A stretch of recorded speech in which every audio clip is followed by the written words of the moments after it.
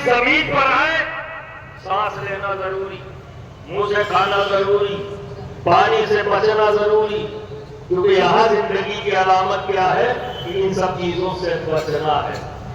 پھر یہاں کتنے دن تک؟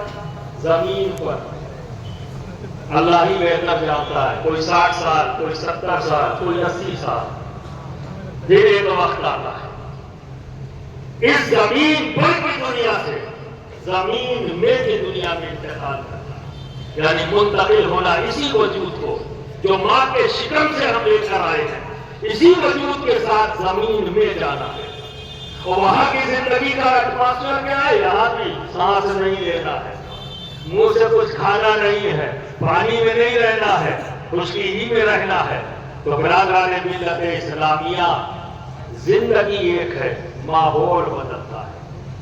ماں کے شکم کی دنیا، زمین پر کی دنیا، زمین میں کی دنیا، زندگی ایک ہے، ماحول بدلا ہے۔ تو موت اسپائر نہیں کرتی، ختم نہیں کر دیتی، منتقل ہوتا ہے۔ اسی لیے انتقال کا لفظ استعمال ہوتا ہے، وصال کا لفظ استعمال ہوتا ہے۔ ہم استعمال تو کر لیتے ہیں، لیکن اگر ان لفظوں کو سمجھیں تو موت سمجھ میں آتی ہے کہ موت ہے کیا۔ وصال، بندہ پوری زندگی اپنے نبی سے ملنے کی خواہش رکھتا ہے، دیدار کی خواہش رکھتا ہے۔ جو مومن ہے، مومن کا انداز کیا ہے؟ پوری زندگی تڑپتا رہتا ہے، آنکھوں میں آنسو لیے رہتا ہے، اے کاش کہ ہمارے آقا کا مجھے دیدار نصیب ہو جائے، ہے نا؟ تو یہ موت آقا کے دیدار کا وسیلہ بنتی ہے۔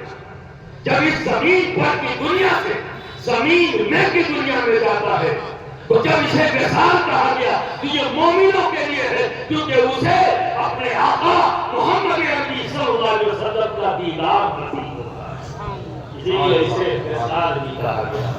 تو برادران ملت اسلامیہ، کہنے کو تو ابھی بہت کچھ ہے، بہت کچھ ہے، لیکن وقت کی کمی، جو وقت تھا اس کا میں نے استعمال کیا، ٹھیک ہے۔